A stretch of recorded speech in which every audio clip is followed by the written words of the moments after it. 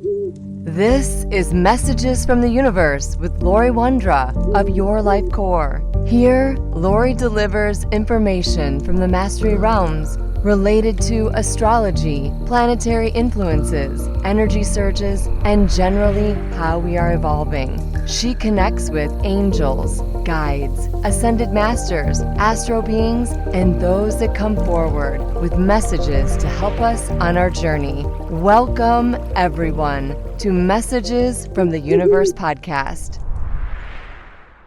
Hello, I am Laurie Wondra, and thank you for listening. Those that have been following most recent podcasts have heard me talk a lot about our mental energy level expanding and our brain processes changing and how we are experiencing life.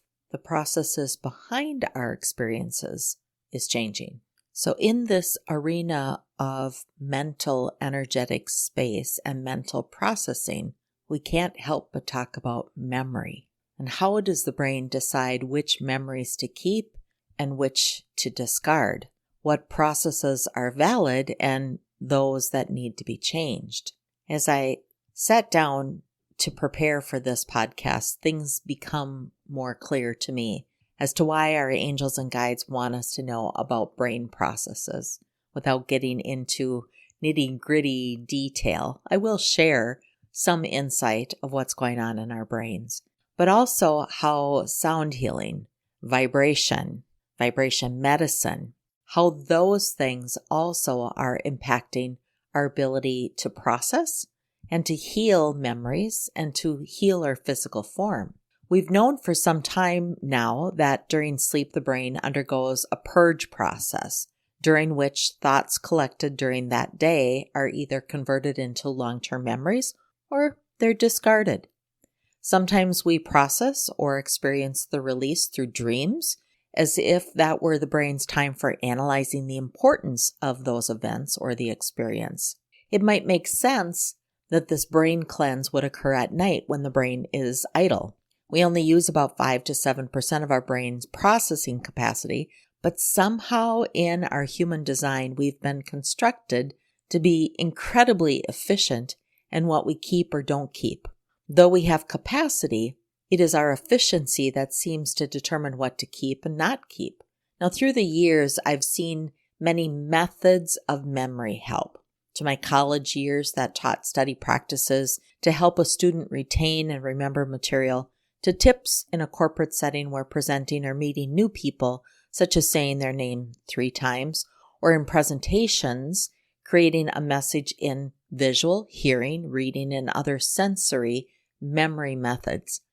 The brain's ability to learn and retain more if we can relate to it and if we have an experience with it. Until recently, researchers didn't understand the mechanism for how the brain chooses what to keep. But in a study recently published in the Journal of Science, researchers have demonstrated for the first time that during the day, the brain goes through a series of steps in an effort to tag certain memories to be stored that night. Researchers found that when the brain is idle during the day, simultaneous waves of neurons come together in what's called sharp wave ripples that literally shout to the rest of the brain that this memory is important and it needs to be tagged for storage later that evening. And while sharp wave ripples happen less during the day, their role is crucial because at night a series of 2,000 to 4,000 sharp wave ripples occur, causing the brain to condense its collection of memories.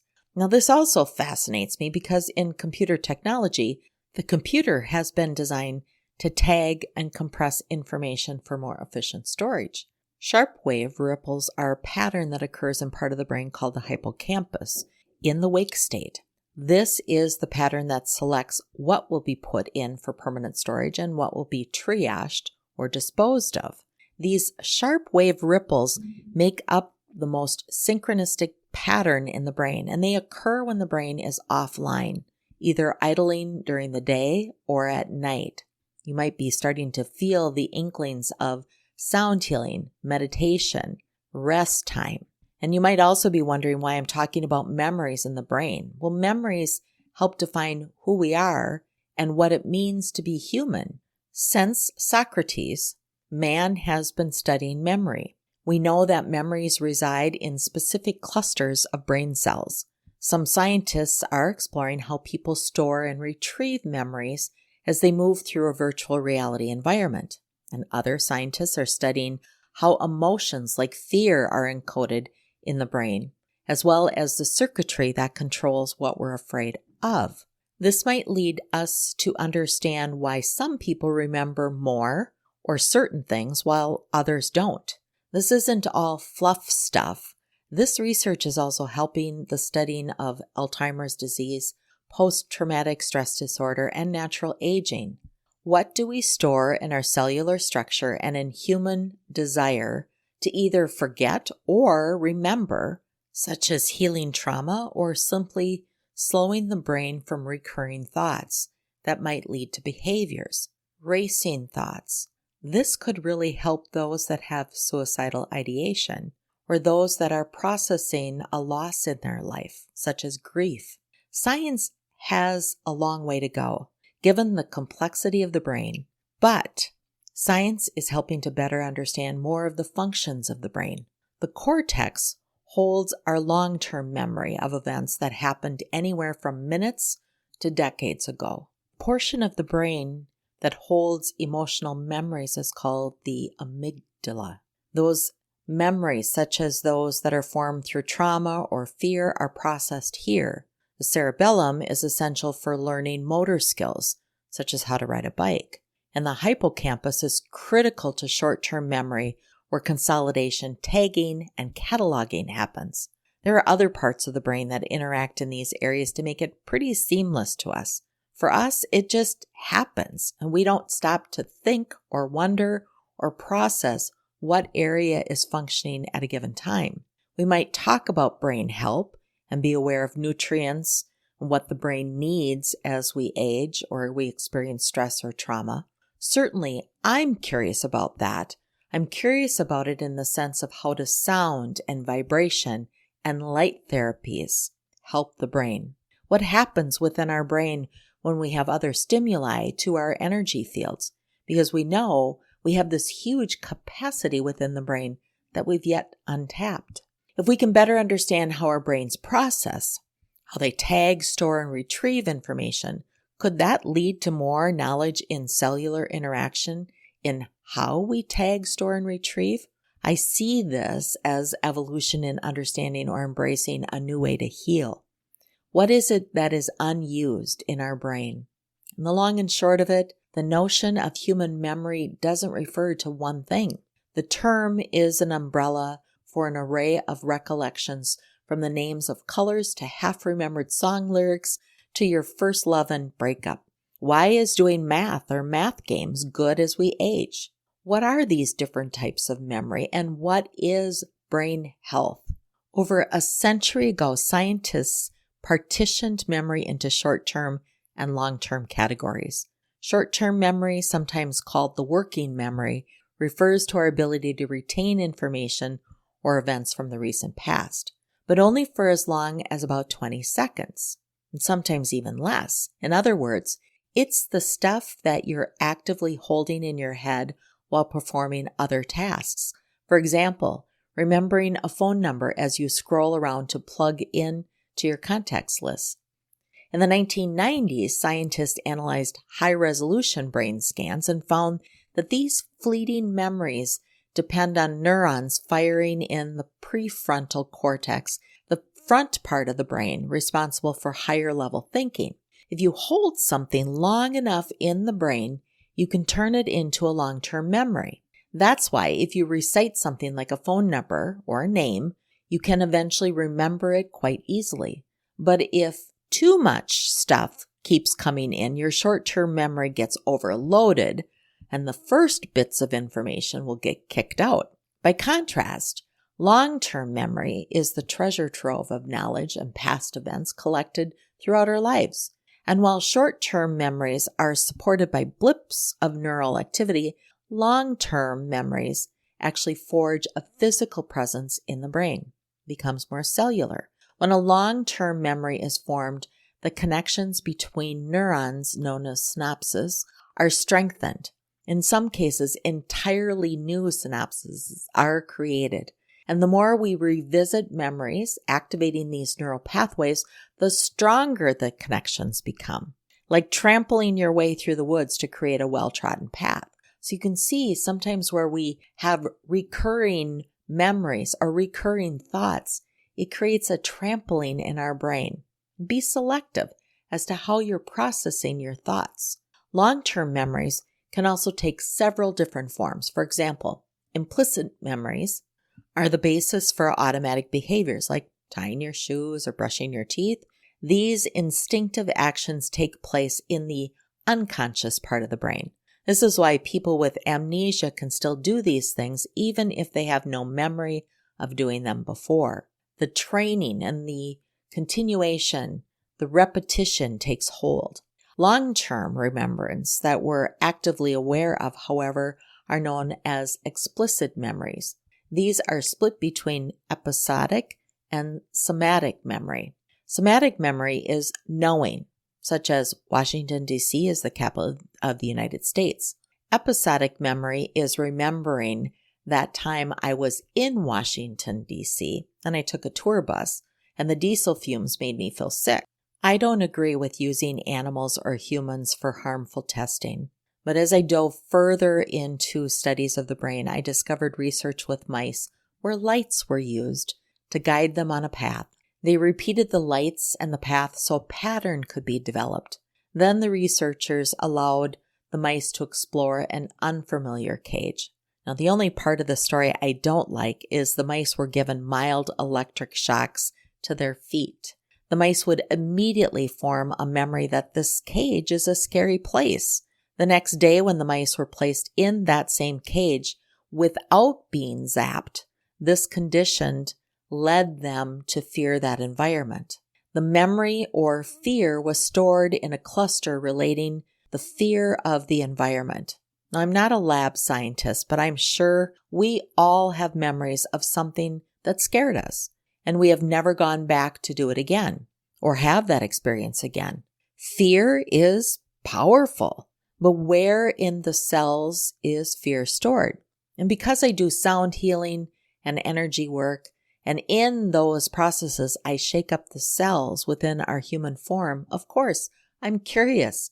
Those are the fears or those are the energy roadblocks that we want to release. Can a good experience with sound or light therapy followed by a diagnosis of affirming health statements actually align the brain to believe a given sound or light can heal? That's fascinating. Or the body can heal in this environment. There's much being tested in these areas, and I'm super excited to follow it. I have provided sound healing for a few clients that have had a cancer diagnosis and are now in remission. And I don't say it was completely sound healing. It's quite possible it can be all of the other items that these people did or are doing, including positive thoughts, medication, other treatments. But the body is pretty incredible. And our mind, our brain tells us how incredible we are or we aren't. Those thoughts that sneak in that tell us how bad we are, those need to go away.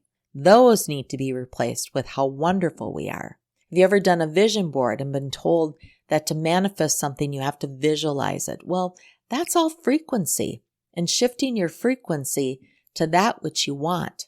Patients are urged to visualize the healing of their wounds or to visualize a future without an illness or problem.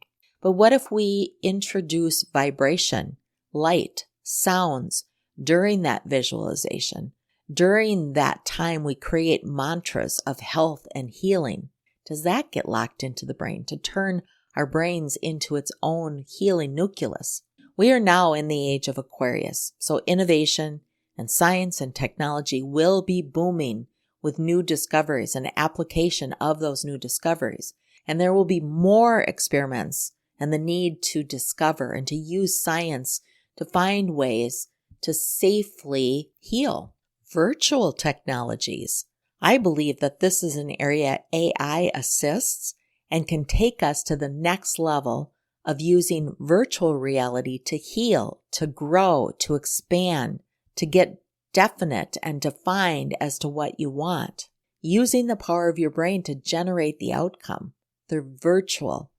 If we process and if we absorb experiences through their impact or through the personal experience, why can't we use virtual reality or virtual technologies to accomplish the same vibrational imprint?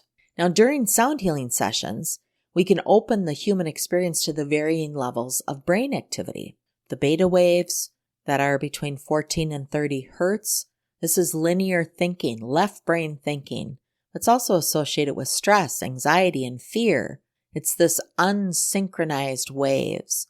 And we move into the alpha waves, and that's between 8 and 13.9 hertz. And that's where we feel more relaxed. We experience good health, mental coordination, long-term memory, creativity, and visualization come in here. We want to slow the brain down, relax the brain. And then we move into theta waves. This is 4 to 7 hertz. This is in this place of reduced consciousness, deep meditation, intuition. These things manifest in this space, in this vibration. Here we have creative flashes of insight, inspiration, and this is where spontaneous healing can happen. When we go lower into the delta waves, 1 to 3.9 hertz, this is deep sleep, unconsciousness. Growth hormones are released. We have loss of body awareness, and the brain is really working hard. We have access to collective unconscious minds.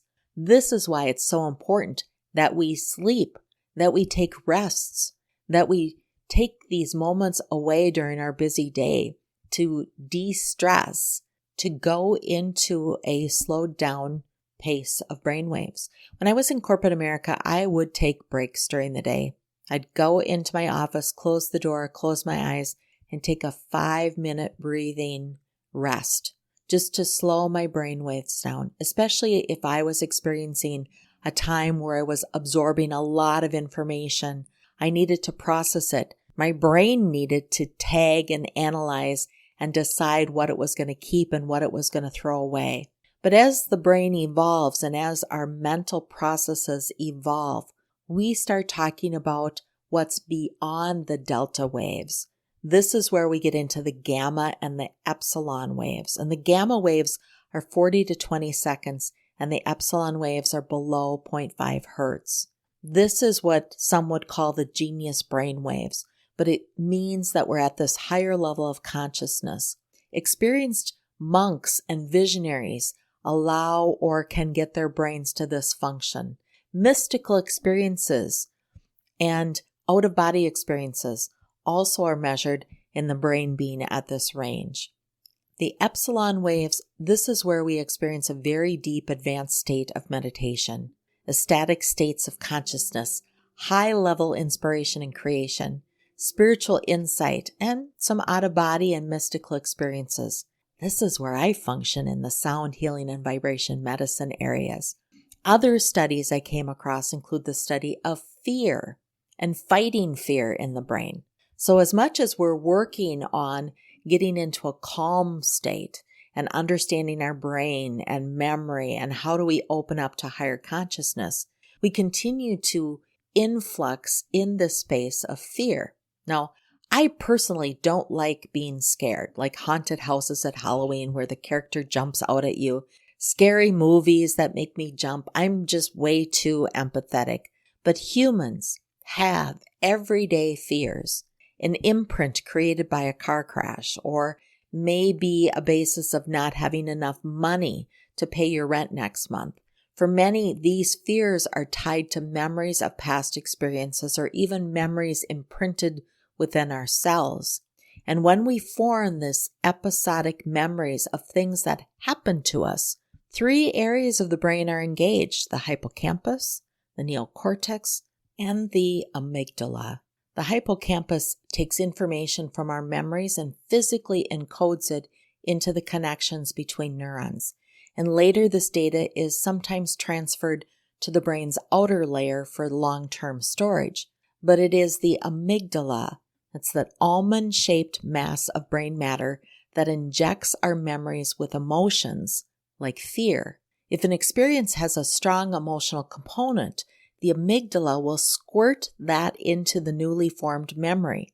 And if someone has an active amygdala, they learn to be scared of things. And that's a genetic factor. We know our ancestors lived under and experienced more fear and stress about the basics of survival. Those longer-term memories are embedded in our brain cells, now being urged to awaken and heal. They're taking up space that's needed for other things. And as our mental processes expand, we need to release the stuff that doesn't belong there. A lot of other new things that are just more important to this lifetime and our human experiences need that space.